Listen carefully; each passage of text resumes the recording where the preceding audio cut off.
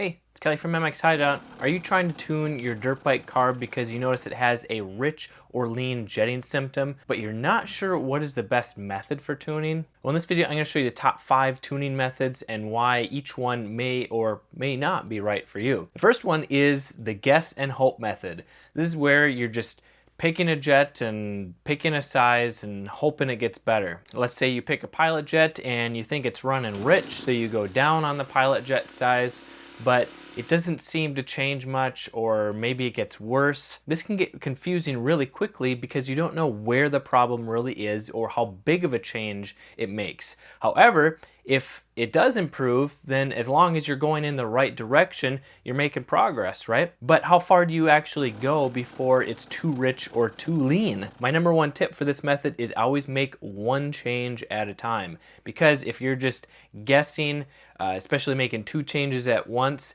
you're not going to understand what is actually happening. So you might fix the problem, but you're going to not fully understand or at all why you fixed the problem. So the next time you have a jetting issue, you're gonna have to start all over again because you didn't actually learn anything. Method number 2 is the spark plug reading method. This is where you pull the spark plug out, look at the color of it, and then tune the jetting based on that. This can work really well in extreme conditions, like if the spark plug is completely black, it's fouled, or perhaps it's really white. Those are signs that it's running rich or lean. So you just go bigger or smaller on the jetting based on how the plug color looks. However, from my experience, reading the spark plug isn't the most accurate or the easiest and quickest for 2 reasons. Number one, modern pump gas in at least America, it has a lot of additives and stuff, and it isn't always super accurate when looking at the color. For instance, I was recently tuning a CRF 230. The spark plug was black, but it had symptoms of running lean. So what do you do? Another problem I've run into with spark plug reading is that it isn't an instant way of tuning or understanding what's the problem, because when you put a spark plug in, it takes a while, whether 15, 30 minutes, or even a couple hours for the spark plug to fully change colors to understand what it's doing. Where there's another method that I use that you can learn whether it's too rich or too lean in a matter of seconds. I'm not saying don't use spark plug reading, because I still use it. I just don't use it as the primary method for tuning. Method number 3 is factory jetting specs. This would be going in your factory service manual for your specific bike and year and using those jetting specs. So pilot jet, the needle, clip position, the main jet, the float height, using all those. That is usually a really good starting point. However, because everyone rides in a slightly different climate, or their bike might have slightly different mods, you will likely still need to tune based off of the actual symptoms it has, because it could be too rich if you're riding in a climate that's higher elevation or a totter, or it might be too lean if you're riding in a colder climate. Plus, some bikes come jetted really lean from the factory, sometimes due to meet EPA emission regulations and such. So just using the factory jets as a starting point, your bike might not run very well, and it may be really hard to start. And if you want to learn 6 alarming signs that your jetting is too rich or too lean on your dirt bike, I got a free guide. You can click the link in the description below to download that. Method number 4 is the new carb method.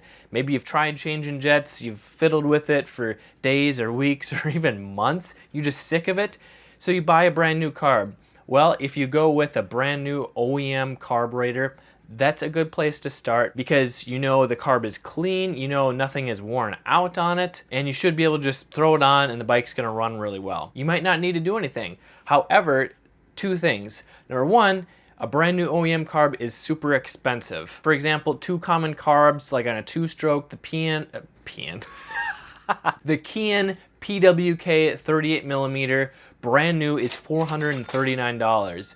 or like a Kian FCR MX carb, like on a CRF 250R or YZ450F, is $1,099 for a brand new carb. That's a lot of money. It might be worth half of what your bike is worth. But then you still have to deal with the factory jetting specs as a starting point, or maybe even the universal jets that they just put in there. You still might have to tune it from there. But if you go with the cheaper route, getting a Chinese knockoff carb for like 35 bucks or 50 bucks from Amazon or eBay, those can work as well, but from my experience, the quality is just not there. They might work, but they're often harder to tune.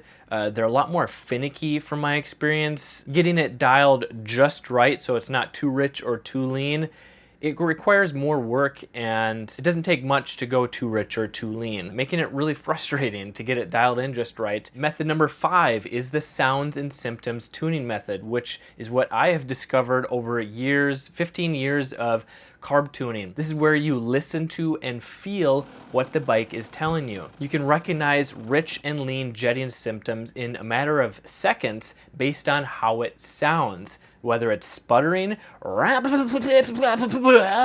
bogging.